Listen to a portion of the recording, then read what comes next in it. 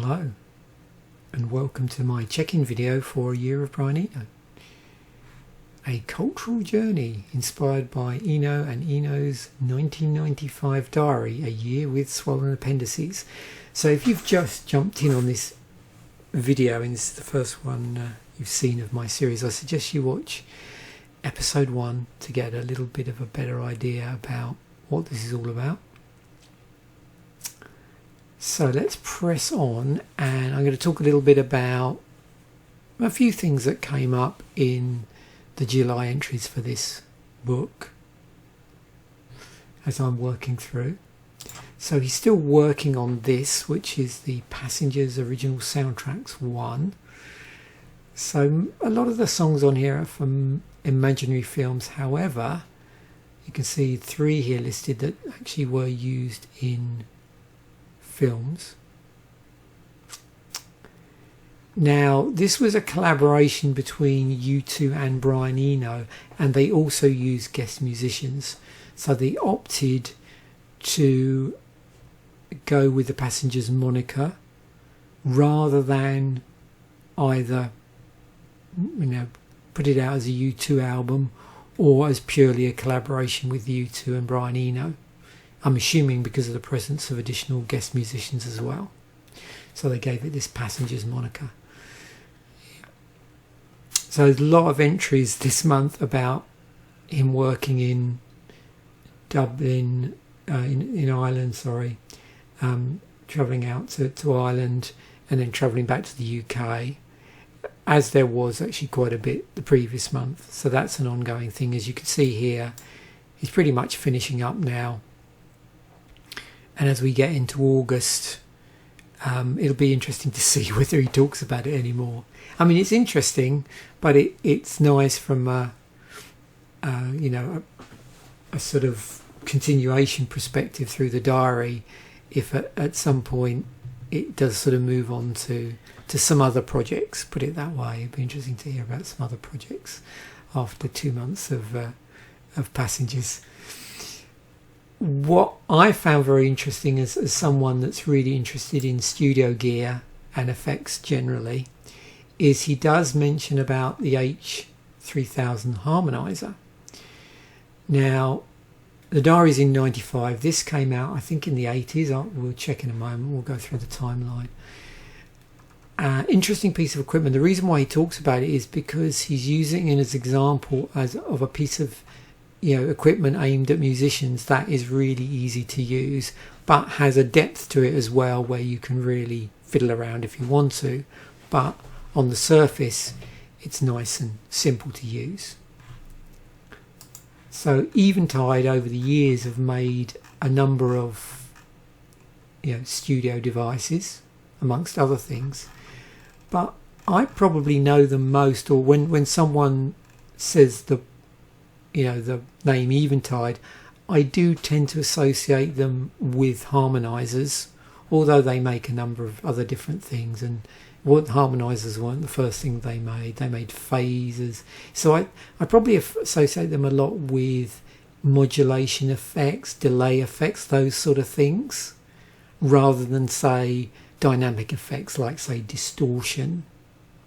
So I always associate them more within the modulation, echo effects and harmonization type area. So you can see if you look down here, and I'll include the article so you can read through, start off with modulation and then delay and effects processing generally. So these sort of multi-effects units, which were rack-mounted units. You can see this is a rack-mounted unit here. This is a floor unit for, say, a guitarist might use, although guitarists might use these as well, because over the decades, guitarists have moved from simply having effects pedals to having full effects racks. So from what it says here, the first commercially available pitch changer and also digital multi-effects processor was this, the H910 harmonizer, released in 75. Now in the diary he's talking about this, which was released in 1986. Like I said, he's more interested in the usability.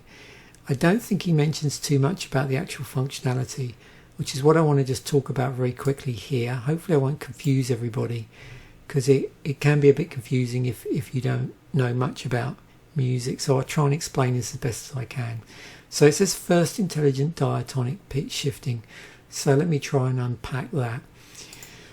So let's think about it as opposed to chromatic pitch shifting. So with pitch shifters, the simple early ones, what they were capable of doing is producing notes above or below the note you play, or if it's vocals, whatever note you're singing into it. So they'll shift it, hence pitch shifter, to an appropriate point above or below. Now they have a certain range they work to. So, you know, the early ones could do sort of plus or minus an octave. And of course you can just set them to an octave above or below and get that sort of classic octave sound. And with the case of octaves, there's other devices that can do similar things that aren't pitch shifters as well. And you know, before the advent of pitch shifters, there were clever things you could do with distortion circuits,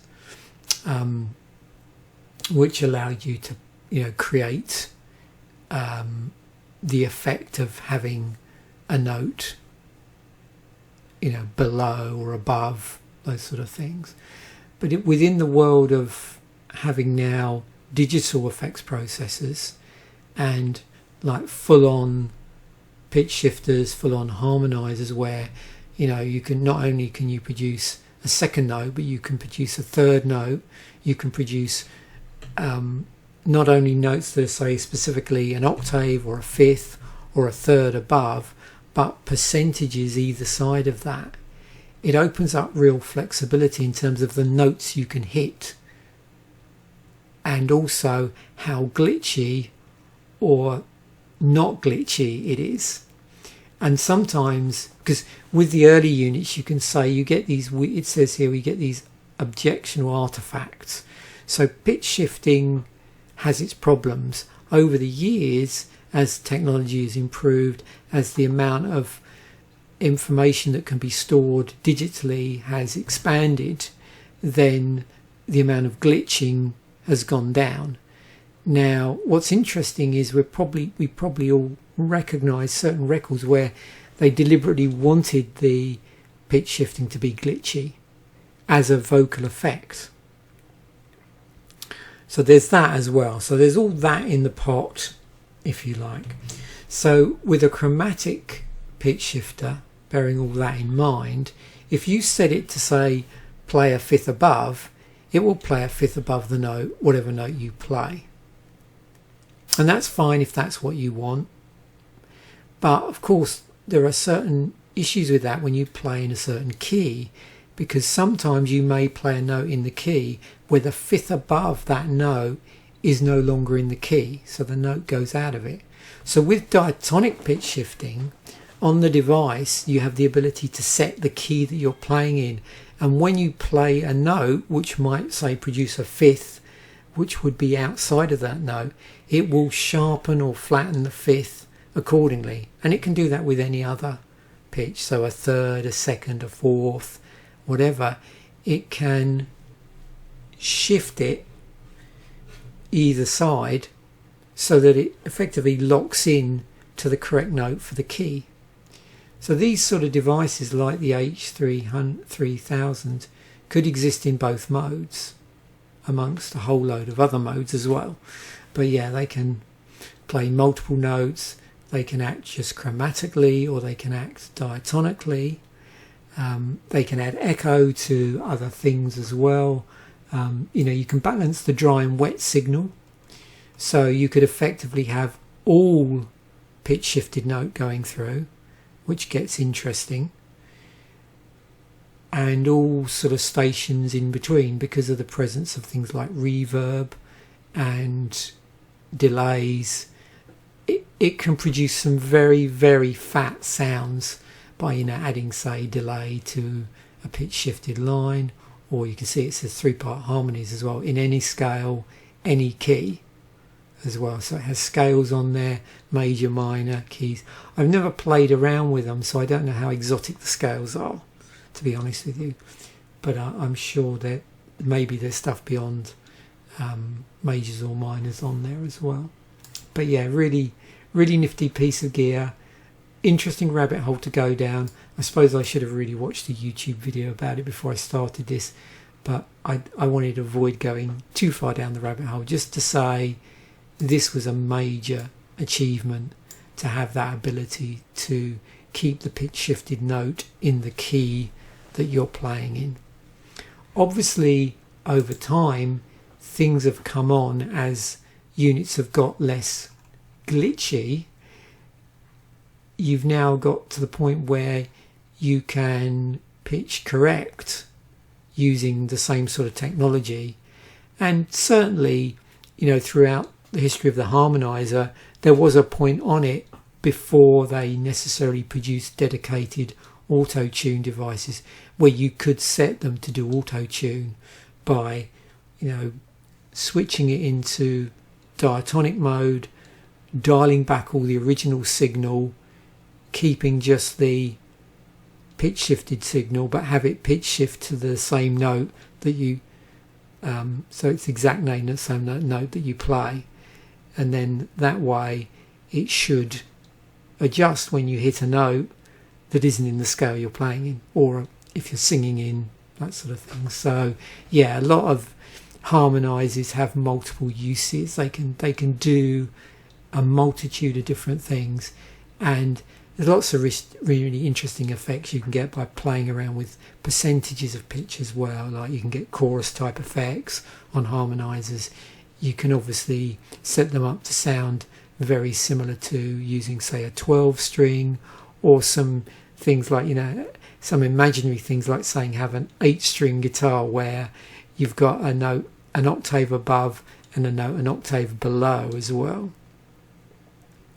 So yeah, very, very interesting. And down here it gives a quick summary of some key times. I mean, harmonizers are used just all over the place. Once they became a reliable piece of studio equipment, then they're probably on every piece of modern music you can imagine.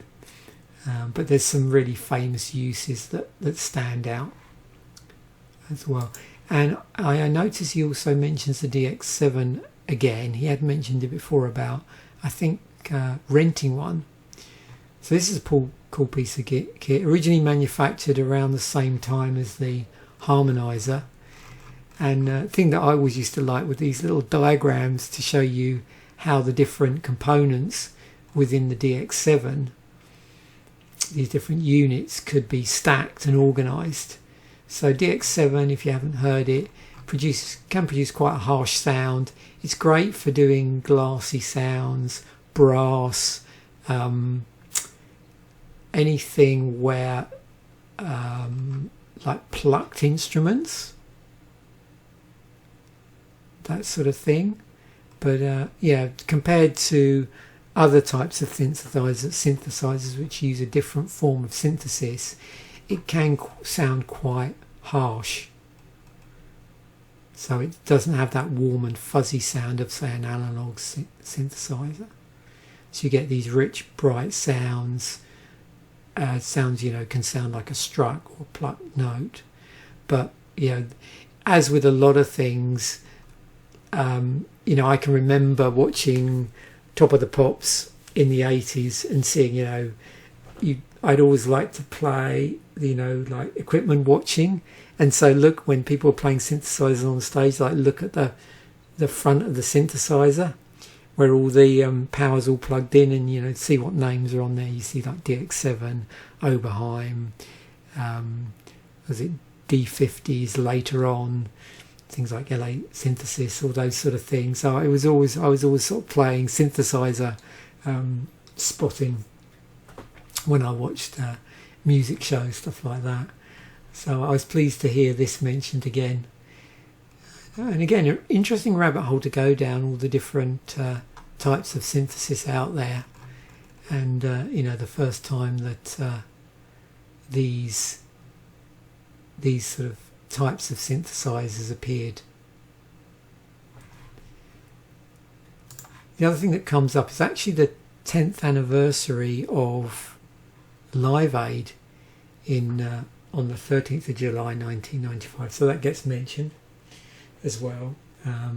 As I mentioned in previous episodes, Brian Eno is involved with the War Child charity, and sadly there's a lot of really unpleasant stuff going on all through that time period in Bosnia, and so July's a particularly bad month in that region.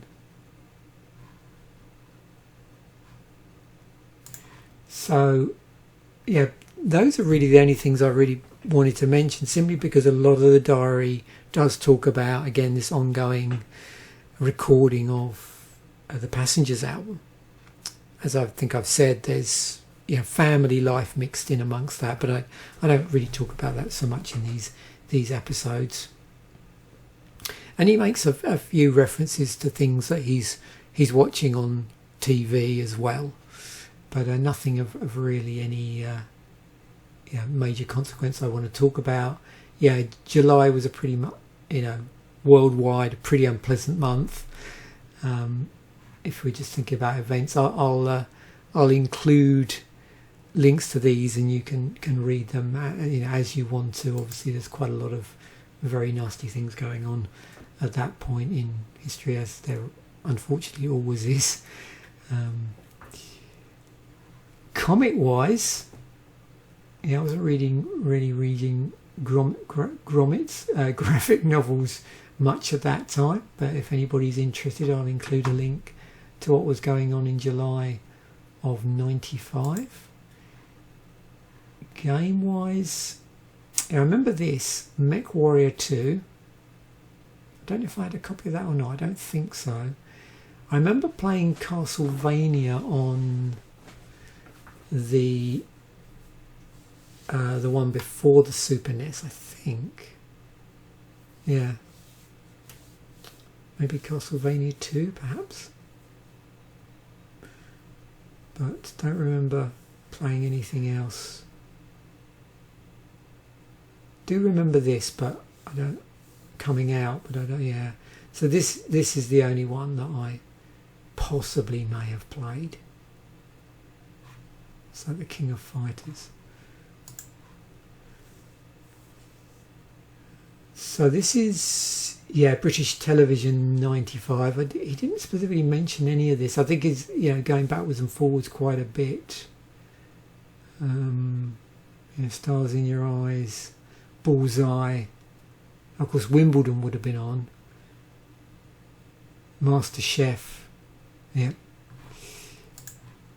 Film wise, First Night, Species, Darkman 2, 9 Months, The Indian in the Cupboard, Under Siege 2, Clueless, Free Willy 2, Living in Oblivion, Country Life, Double Happiness, Kids, The Net, Operation Dumbo Drop, Waterworld. Quite a number of those eventually I think I watched on TV. I don't remember getting any out on video, or getting them out and then watching them at work. I particularly remember Species.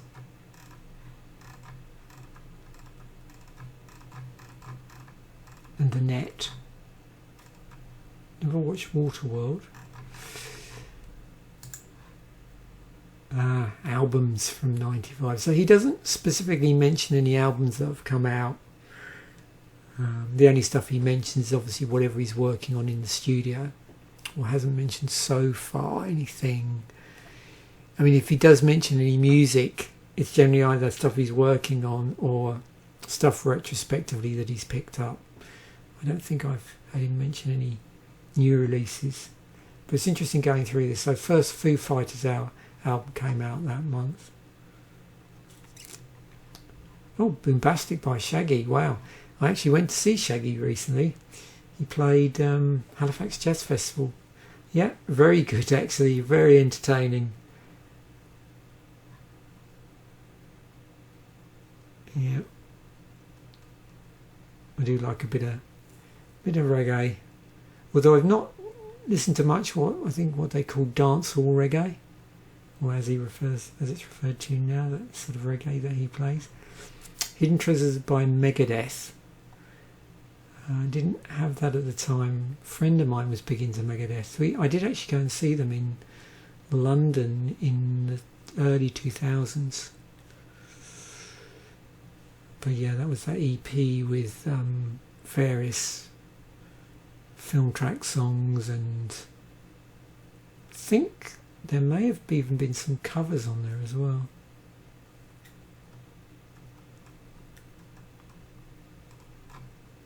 Oh, Bloodhound Gang.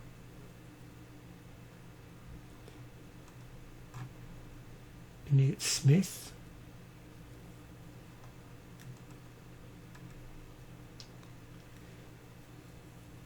Debut album by AFI. Yeah, I like a lot of their later stuff, but this is a really interesting period. Particularly, I think I've mentioned it, I love the Black Sails in the Sunset era. It's a great album, actually.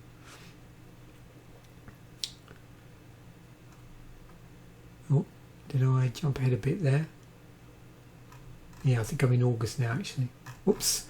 There we go. Don't want to jump ahead there. I get to mention it next month as well then. Can't see anything else here that... Oh, Social Distortion, was that a compilation? Yeah. And The Circus Leaves Town, final album by Caius. I didn't get into them until the 2000s. Oh yeah, I was completely oblivious to them actually, for my sins. 97 was when I first discovered desert rock, stoner rock really. I mean, I'd probably listened to stoner rock before that, but didn't know what the term was. But I think the first album I listened to was by Fu Manchu, and then as a result of listening to them, became aware of Caius. So, yeah.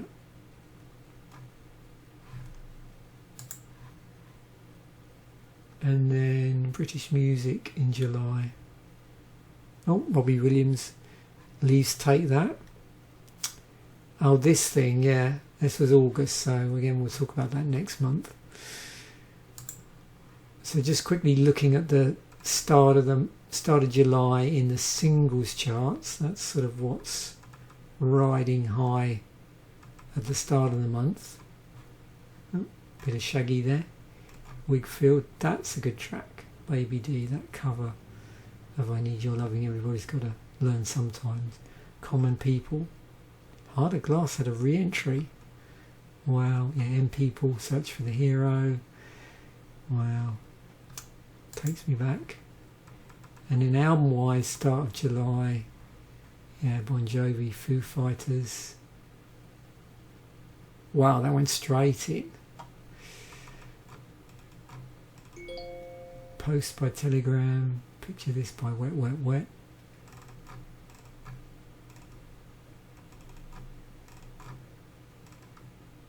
Or Wigfield. That was the one with Saturday Night on it. No Need to Argue. Yep. Oh, Dummy by Portishead. Wow. Yep. And then I'll also update my Spotify list as well. The one with all the Brian Eno releases. I just keep adding to that.